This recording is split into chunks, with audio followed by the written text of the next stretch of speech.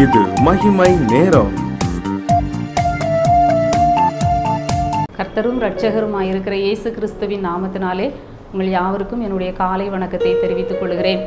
நேற்றைய தினத்திலே நாம் கர்த்தரை நோக்கி கூப்பிட்டவர்கள் ஆண்டவர் விடுதலையை கொடுத்தார் என்று பார்க்கிற பொழுது சிம்சோனை குறித்து நாம் தியானித்தோம். சிம்சோன் தன்னுடைய தாகத்திலே கர்த்தரை நோக்கி கூப்பிட்டான். கர்த்தர் அவனுக்கு ஒரு லேவியின் பள்ளத்தை பிளக்க பண்ணி நீரூற்றை காண்பித்தார் என்று சொல்லி நாம் பார்த்தோம். இந்த நாளிலே கர்த்தரை நோக்கி கூப்பிட்ட இன்னொரு நபரை குறித்து நாம் தியானிக்க இருக்கிறோம். மத்தேயு 14ஆம் அதிகாரம் 30ஆம் வசனத்திலே நாம் பார்க்கிறோம். மத்தேயு 14ஆம் அதிகாரம் 30ஆம் வசனத்திலே, காற்று பலமாய் இருக்கிறதை கண்டு பயந்து அமிழ்ந்து போகையில் ஆண்டவரே என்னை ரட்சியும் என்று கூப்பிட்டான். காற்று பலமாய் இருக்கிறதை கண்டு பயந்து அமிழ்ந்து போகையில் ஆண்டவரே என்னை ரட்சியும் என்று கூப்பிட்டான். யார் கூப்பிட்டது? பேதுரு என்று சொல்லி நாம் பார்க்கிறோம். காற்று பலமாக இருக்கிற சூழ்நிலையிலே பேதுரு என்ன செய்கிறார்? பயப்படுகிறார். அமிழ்ந்து விடுவோமோ என்று சொல்லி பயப்படுகிறார். இந்த சந்தர்ப்பத்தை நாம் நன்கு அறிந்திருக்கிறோம். ஆண்டவர் அந்த 5 அப்பம் 2 மீன் அந்த அற்புதத்தை ஆண்டவர் செய்து ஜனங்களை போஷிக்கிறார். அதற்கு பிறகு ஆண்டவர் என்ன செய்கிறார்? ஜனங்களை அனுப்பிவிட்டு தம்முடைய சீஷர்களை படவில் ஏறி அவர்களை அக்கறைப்படுத்துகிறார். அக்கறைக்கு போகும்படி அவர்களை அவர் துரிதப்படுத்துகிறார்.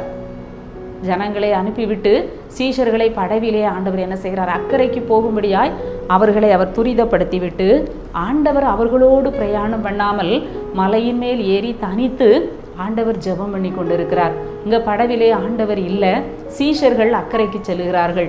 அப்படிப்பட்ட சூழ்நிலையிலே அங்கு கடலிலே படவு நடுக்கடலிலே சேர்ந்தது. எதிர்காற்றாய் இருந்தபடியினால் அலைகளினால் அலைவுபட்டது. அங்கே எதிர்காற்று வீசுகிறது. அங்கே படவு அலைவுபடுகிறதை நாம் பார்க்கிறோம். காற்று பயங்கரமாக இருக்கிறதை நாம் பார்க்கிறோம். இந்த சூழ்நிலையிலே ஆண்டவர் அங்கே கடந்து வருகிறார். இரவின் 4ஆம் ஜாமத்திலே ஆண்டவர் கடலின் மேல் நடந்து அவர்களிடத்திலே வருகிறதை நாம் பார்க்கிறோம். சீஷர்கள் அதை கண்டு 4ஆம் ஜாமம் இரவு நேரத்திலே காற்று பயங்கரமாக இருக்கிறது, எதிர்காற்று ஒரு பக்கம், இவர்கள் கஷ்டப்பட்டு தண்டு வலித்து செல்கிறார்கள். இப்படிப்பட்ட சூழ்நிலையிலே ஆண்டவர் கடலிலே நடந்து வருகிறதை அவர்கள் பார்த்து ஆவேசம் என்று சொல்லி அலறுகிறார்கள். ஆண்டவர் சொல்கிறார், பயப்படாதீங்கள், நான் தான் என்று சொல்லி அவர்களை திடப்படுத்துகிறார். இப்படிப்பட்ட சூழ்நிலையிலே தான் பேதுரு சொல்கிறார், ஆண்டவரே நீரேயானால் நான் ஜலத்தின் மேல் நடந்து உம்மிடத்திற்கு வர கட்டளையிடும்.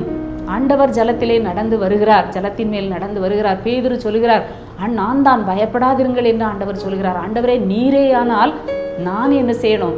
ஜலத்தின் மேல் நடந்து உம்மிடத்திற்கு வர கட்டளையிடும் என்று சொல்கிறார். ஆண்டவர் சொல்கிறார், வா என்று சொன்ன உடனே பேதுரு படவை விட்டு இறங்கி அங்கே ஜலத்தின் மேல் நடக்க ஆரம்பிக்கிறான். ஆண்டவர் நடக்கிறதை போல இவனும் ஆண்டவரை பார்த்து நடக்கிறான். திடீரென்று நாம் பார்க்கிறோம், பேதுரு அதுவரைக்கும் ஆண்டவரை பார்த்து ஜலத்திலே நடந்தவன் சூழ்நிலைகளை பார்க்கிறான். காற்று பலமாய் அடிக்கிறதை அவன் பார்க்கிறான். அவனுடைய உள்ளம் கலக்கமடைகிறது. காற்று பலமாய் இருக்கிறதை கண்டு அவன் பயப்படுகிறான். நம்முடைய வாழ்க்கையிலும் கூட அநேக வேளைகளிலே சுமூகமாக நம்முடைய வாழ்க்கை படகு சென்று கொண்டிருக்கும். திடீரென்று சொல்லி எதிர்பாராத விதமாக காற்று வீசும். பயங்கரமான காற்று வீசுகிற பொழுது நாம் கலங்கி போகிறோம், நாம் பயப்படுகிறோம். ஆண்டவரே இந்த காற்று வாழ்க்கையிலே பயங்கரமான காற்று வீசுகிறதே, எதிர்காற்று வீசுகிறதே, ஆண்டவரே என்னுடைய படவு, என்னுடைய வாழ்க்கை இந்த அலைகளினால் ஆண்டவரே அலைவுபடுகிறதே என்று சொல்லி அநேக வேளைகளிலே நாமும் கலங்கி போகிறோம். இந்த பேதுரு என்ன செய்கிறார்? ஆண்டவரே என்னை ரட்சியும் என்று கூப்பிடுகிறார். ஆண்டவரே என்னை ரட்சியும், ஆண்டவரே என்னை காப்பாற்றும் என்று சொல்லி கடலிலே நடக்கிற பொழுது பேதுரு ஆண்டவரை நோக்கி கூப்பிடுகிறார். இயேசு உடனே ஆண்டவர் என்ன செய்கிறார்? தன்னுடைய கையை நீட்டி அவனை பிடித்து, அற்ப விசுவாசியே ஏன் சந்தேகப்பட்டாய் என்று சொல்லி அவனை தூக்கி விடுகிறார். நாமும் கூட இப்படிப்பட்ட ஒரு சூழ்நிலைகள் வாழ்க்கையிலே வரலாம், நெருக்கங்கள் வரலாம், போராட்டங்கள் வரலாம். யூரோக்குலிதான் போன்ற கொடுங்காற்று நம்முடைய வாழ்க்கையிலே வீசலாம், பயங்கரமான பிரச்சனைகள் வரலாம். நாம் அமிழ்ந்து போகாதபடிக்கு நாம் ஆண்டவரை நோக்கி கூப்பிட வேண்டும். இந்த காலை வேளையிலே ஆண்டவர் நமக்கு அருமையான ஒரு வார்த்தையை கொடுக்கிறார். நாம் ஆண்டவரை நோக்கி கூப்பிட வேண்டும். நம்முடைய சூழ்நிலைகளை, இந்த போராட்டங்களை நாம் பார்க்காதபடி பேதுரு அந்த ஜலத்தின் மேல் நடந்தவன் இயேசுவை பார்த்து நடந்தான். அவன் பயமில்லாமல் நடந்தான். எப்பொழுது அவன் தன்னுடைய கண்களை அந்த கடல் அலையின் மேல், அந்த சூழ்நிலையின் மேல் வைத்தானோ அப்பொழுது அவனுக்குள்ளாக அங்கே பயம் வருகிறதை நாம் பார்க்கிறோம். பயம் மட்டுமல்ல, அவன் அமிழ்ந்து போகக்கூடிய சூழ்நிலையிலே காணப்படுகிறான். தண்ணீருக்குள்ளே மூழ்கி போகக்கூடிய சூழ்நிலையிலே அவன் காணப்படுகிறான். நாமும் கூட நினைப்போம், இந்த கடன் பிரச்சனையில் நம்ம அப்படியே மூழ்கி போய் விடுவோமோ, நம்முடைய குடும்பம் அழிந்து போய் விடுவோமோ, நம்ம மீண்டு வருவோமா, நம்ம எழும்புவோமா என்று சொல்லி யோசித்து கொண்டிருக்கலாம். இந்த பேதுருவை போல ஆண்டவரே என்னை ரட்சியும் என்று சொல்லி இந்த காலை வேளையிலே நாம் கர்த்தரை நோக்கி கூப்பிடுவோம். உடனே ஆண்டவர் என்ன செய்தார்? தன்னுடைய கையை நீட்டி பேதுருவை தூக்கி விட்டார். அந்த ஜல பிரவாகத்தில் இருந்து பேதுருவை ஆண்டவர் தூக்கி விட்டார். கூட நம்ம சங்கீதத்தில் வாசிக்கிறோம். தாவீது ராஜா சொல்லுகிறார், உயரத்தில்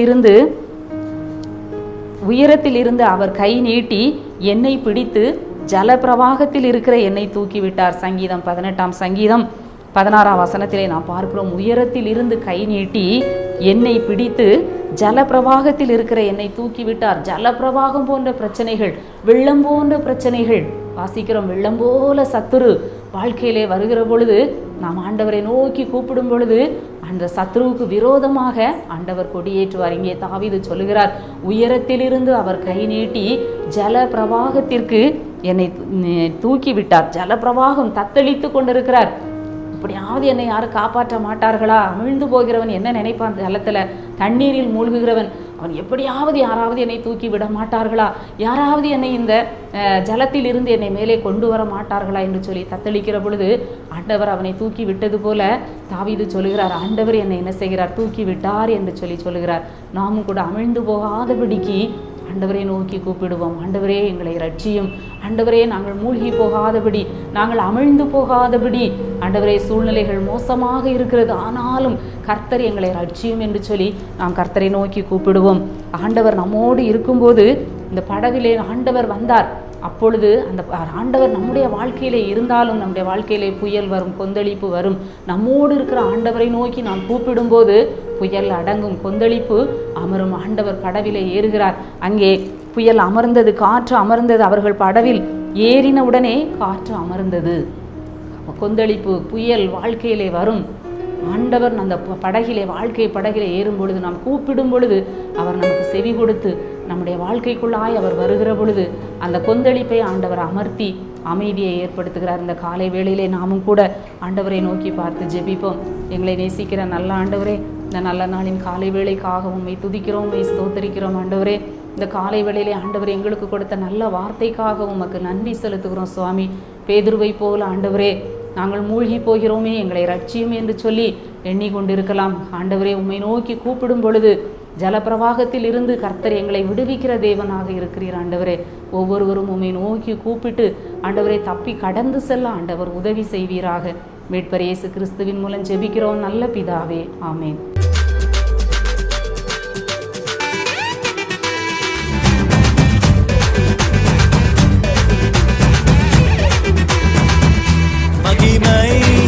மகிமை